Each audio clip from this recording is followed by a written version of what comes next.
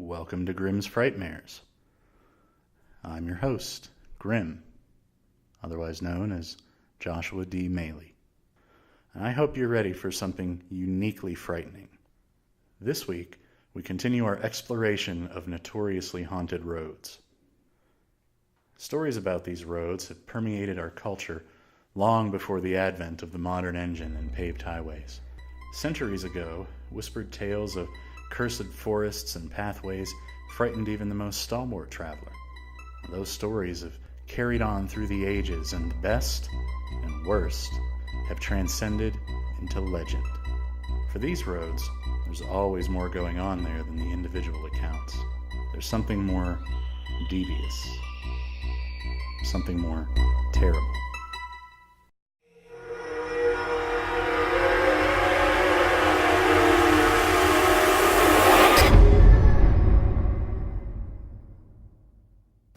Tonight's story comes to us from the little town of Industry, Pennsylvania, where, deep in its many forested hills, many old roads wind their twisting paths. But this one is a bit more of a mystery. You may want to turn on those high beams for the Wraith of Mystery Mile.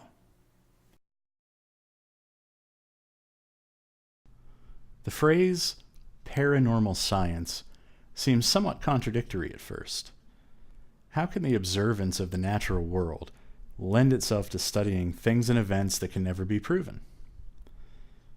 But this is where our modern concept of science and the classical concept of science differ greatly. True science does not seek to prove beyond a reasonable doubt, but rather to encourage more questions, more thought, more discussion.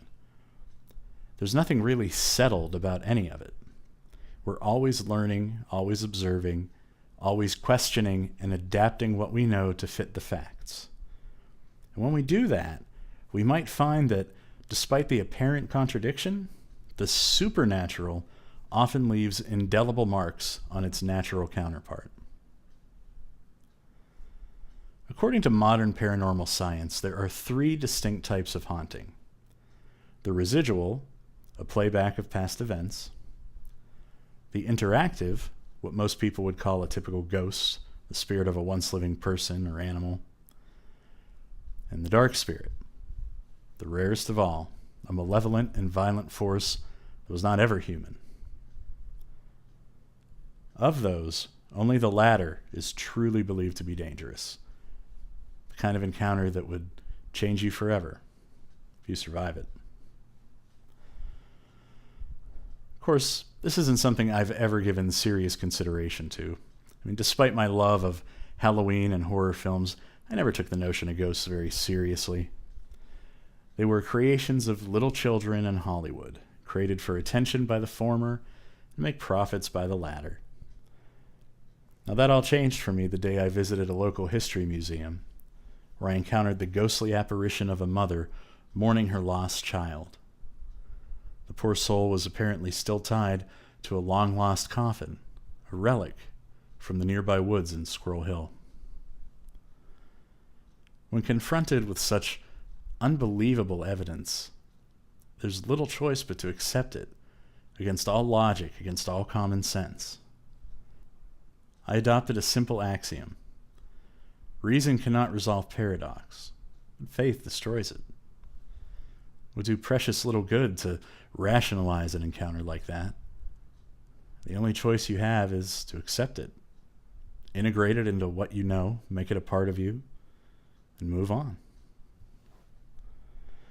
But one cannot change one's own nature.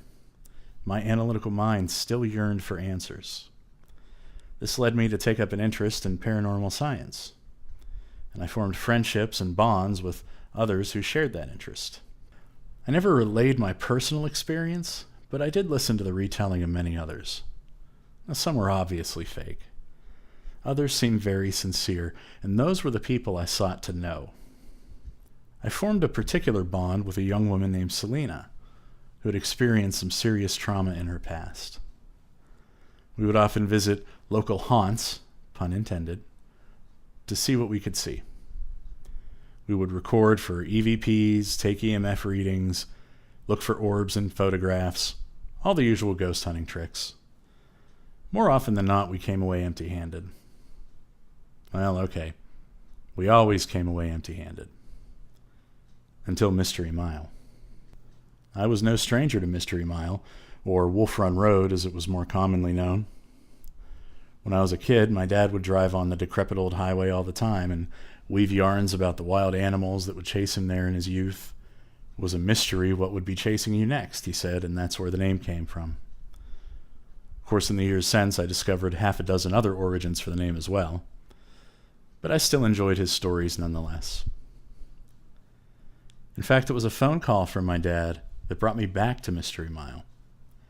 It started off with the usual round of catching up questions that were common after not speaking for a few weeks. Eventually, the conversation turned towards my new hobby of ghost hunting. This was unusual in and of itself. My dad asked me if he ever told me the real reason the family had left Mystery Mile. I regurgitated the story he had told me in my youth about how the farm was too much work and so forth. And he finally admitted it was only half true. There was more to that tale, and he felt that maybe now was the time to reveal it.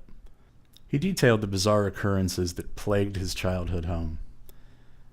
The animals on the road would spook very easily and run out into the street where they inevitably would become roadkill. Yet, that didn't stop them from howling in pain all night long. Bales of hay would be ripped apart and thrown all over the yard. The animal feed would suddenly become rotten, full of insects. Certainly not normal for life on the farm, but almost all of it explainable by natural phenomena. Even so, it sounded like an interesting time, and I didn't doubt my father's sincerity. Selena and I struck off to the local library where we planned to do some further research. Details about the road were surprisingly hard to find. The thing was old. It had once been used as a trading route in the early days of the nation. It cut through a thick forested hillside and provided a quick way of reaching the Ohio River. That land and the surrounding hills and riverfronts had been dominated by Native Americans. In fact, much of our region, from Beaver County to Pittsburgh itself, had once been Indian territory. Not far down the river from Mystery Mile, the Delawares settled into Saukunk, which is now modern Beaver, PA. Prior to that, in the 1600s, an entire tribe of people, the Monongahela's, disappeared without a trace. Aside from a number of Indian massacres and colonial murders born out of hostility between the natives and the colonists, there was precious little information about the region. There were some whispers from locals that appeared here and again about a group of boys that went missing in the woods, but that was more hearsay than it was fact. So on a clear summer night, Selena and I drove out to Mystery Mile. My dad lived there near the start of Mystery Mile. It was as good a place as any to begin our search. I was surprised to see the house itself still stood. The land had been out of our family for years, though, so I was careful to park in a hidden location. I didn't want to get busted for trespassing, after all. I really needn't have bothered. If the current state of the lawn and the house were any condition, nobody ever came here anyway. Indeed, the house itself was more corpse than building. It seemed to stare at us through hollow eye sockets comprised of two massive broken windows on the second floor. Its yawning mouth had collapsed in upon itself, with splintered teeth emerging from the porch's fallen roof. The shattered tree in the yard seemed to reach out of the ground like a skeletal hand, as if trying to rise once more from its brown and dusty grave. A nearby barn was utterly inaccessible. The roof had completely collapsed. Someone could imagine our surprise when we heard the low, throaty call of a cow emanating from that direction. It was enough to freeze us in our tracks. And yet, the valley was broad, and it could just as easily have been an echo from a nearby farm that was still in operation. Well, that lie was enough for us to at least summon the courage to press onward. We carefully picked our way through the splintered porch and entered the house itself. I imagined my dad as a little kid running around these floors at play with his siblings. Yet those phantoms existed only in my mind. We were there to find the real thing. There wasn't much to speak of on the bottom floor. A kitchen gave way to a cavernous living room where the only stairway to the top floor had collapsed. Selena and I ventured over to the staircase to see if there was another way up. That's when the cold came, and we went from sweating to chattering teeth in less than 10 seconds. I had heard tell of cold spots before, of course, but to experience one was something else entirely. The entire area near the bottom of the steps might have been a freezer. We quickly moved away, and the temperature returned to normal. For once, my EMF meter was jumping quite a bit. I rationalized it, of course. It could have just been electrical lines in the walls, running up the stairs, that bore with them some ancient flicker of power. Somewhere beyond our ability to see came a loud creak as if a person of considerable weight were walking across the floor upstairs. The noise increased, as if the mystery guest had begun running. There was a scream. A door near the top of the steps creaked open. The heavy footsteps continued down the staircase that was not there and could not have echoed the footfalls. I felt a force as if someone had pushed me, and the sound continued outside. My stomach turned as I suddenly felt a very threatening presence on the second floor. I looked. I couldn't see it. I couldn't hear it, but I knew it was there. If I didn't get out right then, I knew I would regret it. I grabbed Selena's hand and we rushed off, escaping the house through the front door. We stood in silence for a few moments, neither one of us wanting to admit that we had seen or experienced anything. We decided instead to abandon the house and take a walk down Mystery Mile itself to see what we could see. We stuck close to the forest because the narrow road afforded us little room to walk comfortably, and we didn't want to end up either causing or becoming a traffic accident. Though, truth to tell, I don't think I'd seen a single car drive by the entire time we had been there. The forest was thick, and it seemed to grow thicker and more oppressive with every step. I found it strange that the trees that rose into the night above us were all dead, skeletal fingers reaching towards the sky. It was midsummer, yet this entire forest was as dead as the house from which we had just come. The bony fingers of the trees above us shook as the wind picked up. And a cold wind it was, especially for August. Although the hour was still fairly early, the sky above us was black as pitch. No stars greeted us, no moon, nor any trace that such things existed in that black veil. It was as if a blanket had been cast over the entire forest. When the fog rolled in, I thought little of it. It was common for this region, and I had seen it 100 times in my youth. Yet, something about this fog seemed off. As it crept upon us, it bore with it an acrid smell that stung the eyes and roused the bile in my stomach. I choked it down and breathed through my mouth, though that offered little respite. A quick glance at Selena, and it was obvious she had to do the same. It wasn't just the smell of this fog that seemed wrong. As it overcame me, my skin began to crawl. Its touch was wrong. A violation, a thing to shrink away from as if death itself were running its decrepit bony fingers across my flesh. I drew my arms across my chest, but it did nothing to lessen the nausea I felt at the touch of this unnatural, living fog. For a few moments it grew thick, far too thick to see. I lost sight of Selena. I called out for her, but the sound fell dead at my feet. I knew as the words left my lips she couldn't hear them. I could barely hear them, and I had spoken them.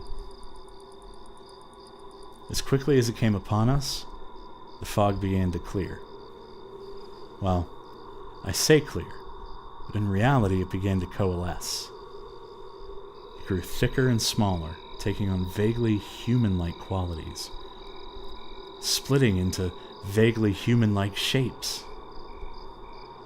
Perhaps it was the pallor of the fog or the two small shifting lights that seemed to appear near the tops of the shapes, but they looked distinctly like young men, if only for a few seconds before they became formless again. These vaporous shifting shapes formed a circle before me, as if gathering in some kind of ritual. The fog shifted. Arms formed, raised, and dropped. A whisper emanated from somewhere I could not pinpoint, words I couldn't understand, repeated over and over again. All around me, the forest sprang to life. Trees shook violently, twigs snapped. A feeling arose from the pit of my stomach, a sense of mortal terror that I'd never felt before, that compelled me to move, to get the hell out of there before escape became impossible. Yet I was transfixed by the sight in front of me, unable to process it, unable to understand it, unable to get away from it. It was only the scream that shook me from my trance. Selena's scream. I turned from the ghastly sight before me, feeling with every hurried step as if the very branches of the trees were reaching out for me, beckoning me to join them in the shadows. I found Selena standing in a small clearing, staring in the distance at something I could not see. The terror in her screams shook me to my core. It was blood-curdling, full of grief and horror and sorrow. I called out to her, but she didn't hear me. I tried to shake her, to bring her out of this state of terror, but it did no good. Instead, I grabbed her hand and dragged her along with me. She allowed herself to be led, but the awful, sorrowful scream continued until we reached my car. I opened the passenger door and helped my trembling friend inside. When I took my own seat, I half expected the car to stall out. I breathed a sigh of relief when it started up. We emerged from Mystery Mile in one piece that night. We will never be the same. So far removed was that experience from my first, I've honestly considered abandoning any interest in the paranormal again. If science must indeed be observable and repeatable to be proven a fact, then whatever happened to us at Mystery Mile will remain a mere hypothesis forever. Selena never told me what she saw that night, and it took a long time and a lot of reflection before we ever attempted another so-called investigation. Part of that reflection was coming to terms with the illogic of it all, the impossibility of what we encountered. For if modern paranormal science is reliable, we experience not one, not two, but all three types of hauntings, and in a single night. My father's old dead house was very much alive with an interactive haunting. The horror of the living fog showed us events that transpired long ago, that continue on again. And I had little doubt that the whispered rumors of the cult activity in the area had been true, judging from what the residual haunting showed us. This being the case, it wasn't really hard to guess the source of the third haunting, the dark spirit. If indeed there had been some kind of ritual performed, it stands to reason those boys might have let something out over which they had no control. It was this malevolent force that compelled us to run, this force that struck mortal terror in my heart. Well, certainly the darkness I felt could have been part of the residual haunting. Or at least, it's what I tell myself on those cold, lonely nights when I close my eyes and feel that presence once again threaten to overwhelm me. Science would suggest that the odds of encountering a dark spirit are extremely slim, and that the odds of encountering all three in one night are non-existent. I say science doesn't have all the answers. I'm not so sure anyone does. I don't.